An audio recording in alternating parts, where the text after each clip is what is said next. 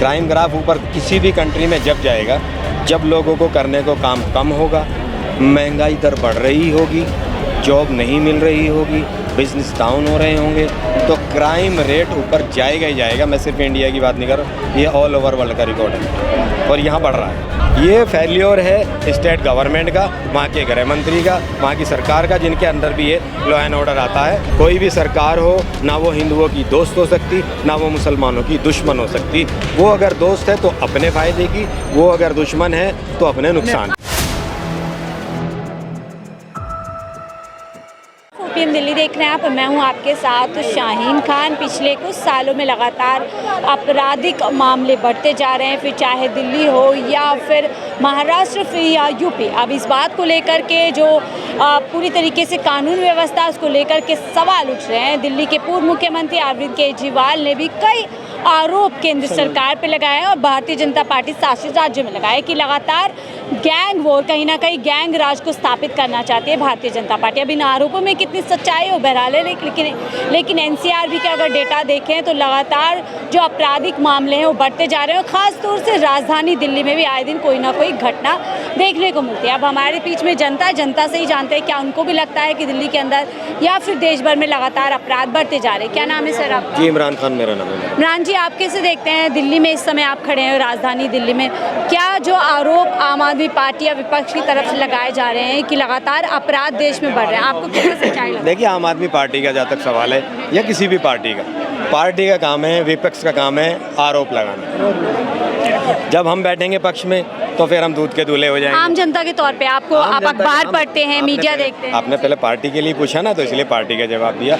रहा crime graph तो ऊपर जा रहा है। क्राइम ग्राफ ऊपर किसी भी कंट्री में जब जाएगा, जब लोगों को करने को काम कम होगा, महंगाई दर बढ़ रही होगी, जॉब नहीं मिल रही होगी, बिजनेस डाउन हो रहे होंगे, तो क्राइम रेट ऊपर जाएगा ही जाएगा। मैं सिर्फ इंडिया की बात नहीं कर रहा, ये ऑल ओवर वर्ल्ड का रिकॉर्ड है और यहाँ बढ़ रहा है।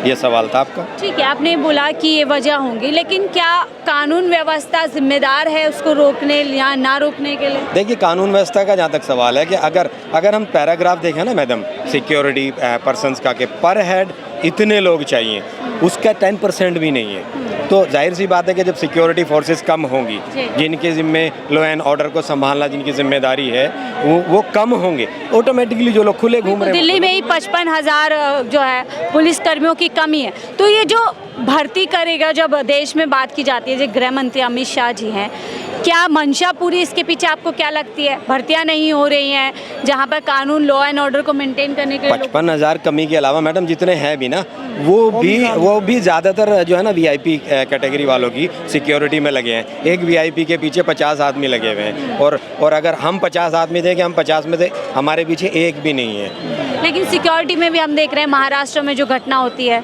दिन दहाड़े किस तरीके से एनसीपी के नेता को गोलियों से भून करके हत्या कर दी जाती है। वाई सिक्योरिटी उनके पास। ये पॉलिटिकल मर्डर है मैडम, मेरे ख्याल से, मेरे नज़दीक ये पॉलिटिकल मर्डर है।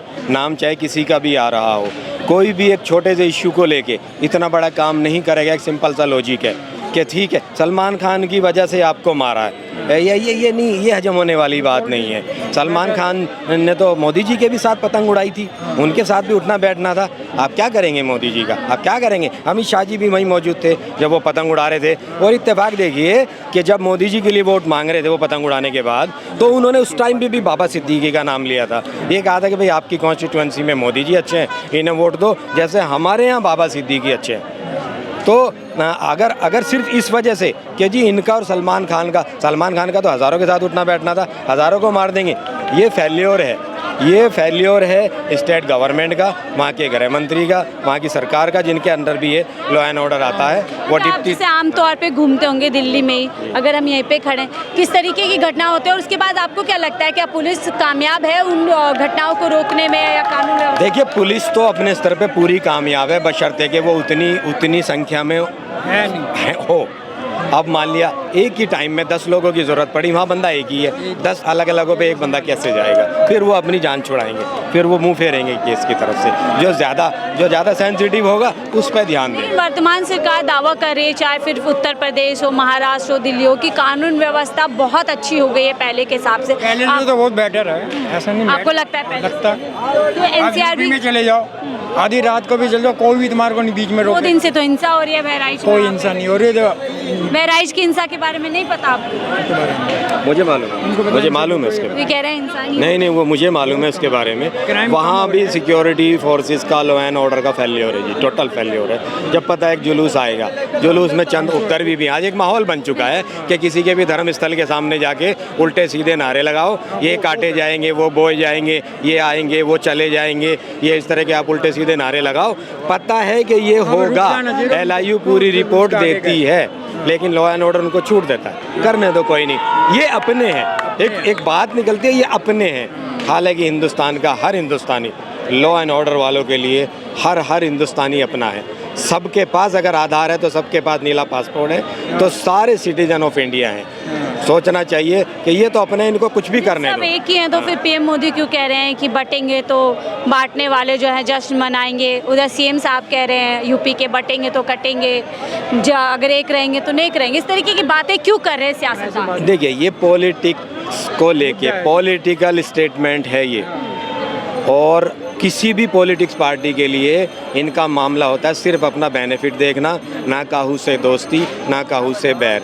कोई भी सरकार हो, ना वो हिंदुओं की दोस्त हो सकती, ना वो मुसलमानों की दुश्मन हो सकती। वो अगर दोस्त है तो अपने फ़ायदे की, वो अगर दुश्मन है तो अपने नुकसान की। आपको लगता है हिंदू खतरे में, जिस तरीके की बातें की जाती ये तो आप कहीं भी सोच के देख लीजिए कि जहाँ 15 लोग और जहाँ 85 लोग हों, और जिसका लेके संतरी से लेके प्रधानमंत्री तक, राष्ट्रपति तक, अगर उसी वर्ग से आता हो 85% वालों से या 85 लोगों में से, तो क्या वो खतरे में हो सकता है? तो फिर ऐसी क्या कमी है कि बीजेपी बार बार इस तरीके से डर फैलाने की कोशिश कर रही है, ऐसा मैसेज देने की हिंदू रह रहे हैं। देखिए, मैं एक अकेले बीजेपी में न जाइए, कोई भी दोनों साधते हैं पब्लिक को कि अगर ठीक है, अगर ये 15% हमारी तरफ आए तो जाहिर सी बात है हमारा भी बेनिफिट होगा।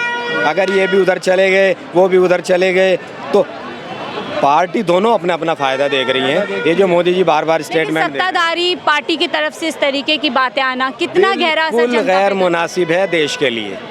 ये स्टेटमेंट इस तरह की, जो जिस लेवल पे बैठा है, स्टेट लेवल पे बैठा है, स्टेट के लिए ठीक नहीं है, और कंट्री लेवल पे बैठा है तो कंट्री के लिए, ये इस देश के लिए ठीक नहीं है। ये बिल्कुल भी ठीक नहीं है, ये नुकसान की तरफ जाता है। आज अगर हम और आप, देखिए, मतभेद तो हो सकता है, मनभेद ना हो। अगर मनभेद हो गए, उनको पाटना फिर भारी पड़ जाता है। और मैं ये भी बता दूं कि ये खाली उत्तर प्रदेश की बात नहीं है। आप हिमाचल में चले जाइए, कांग्रेस की सरकार है, मोहब्बत की दुकान खुली थी एक लंबी यात्रा के बाद में।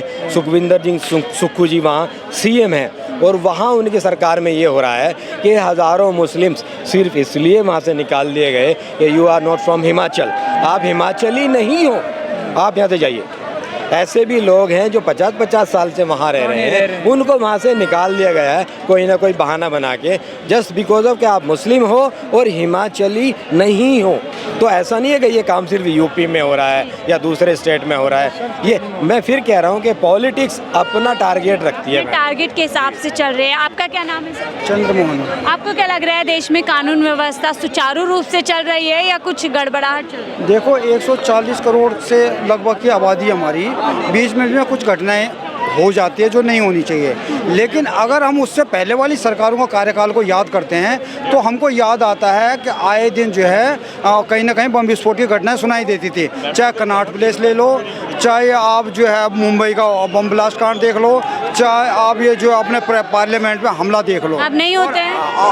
अब पार्लियामेंट पे अटैक नहीं होता है, ये आपके बम ब्लास्ट जैसे नहीं होते। एक कनॉट प्लेस में जगह जगह, अभी तो कुछ दिन पहले ही पार्लियामेंट में घुस गए थे कुछ युवा लोग, कैसे कह रहे हैं? देखो, वो आतंकवादी नहीं थे, वो कुछ जो है अच्छा, अभी जो घटनाएं हो रही हैं, चाहे वो महाराष्ट्र की हो, अभी बहराइच में 2 दिन से हिंसा चल रही है, इनको देख के आपको क्या लगता है, क्या कानून व्यवस्था बनाए रखने में राज्य सरकारें कामयाब हैं, केंद्र सरकार कामयाब है? अब बात देखो, ये जो घटना हुई है ना, नहीं होनी चाहिए। यहाँ कहीं ना कहीं तो कोई कमी रही है, ये मैं मानता हूँ। लेकिन मैं ये भी मानता हूँ कि जितना सिक्योरिटी और सुरक्षा वाला शासन योगी काल में रहा है यूपी में, उससे पहले कभी नहीं रहा। हमने मुजफ्फरनगर के दंगे भी देखे हैं और हर दूसरे तीसरे दिन जो है यूपी में कुछ ना कुछ घटनाएं होती हुई भी। अब आपको लगता है कम हो गया, होती अभी भी है पर कम हो गया? अभी जो है अभी फिलहाल जो है कम हो गया। ठीक है। और दिल्ली या अन्य राज्य में क्या लगता है आपको, कानून व्यवस्था ठीक है? दिल्ली में जो कानून व्यवस्था तो ठीक है, लेकिन मेरा कहने का मतलब ये है कि जो थोड़ा सख्ती होनी चाहिए ना, उसकी थोड़ा ज़रूरत है। ठीक है, बहुत बहुत शुक्रिया हमसे जुड़ने के लिए। आम जनता की राय ले रहे थे कि वो कानून व्यवस्था जो इस समय राज्यों या फिर देश स्तर पर है, उसको लेकर के उनकी क्या राय है। फिलहाल के लिए मुझे दीजिए इजाज़त। आप देख रहे थे 4PM दिल्ली। नमस्कार।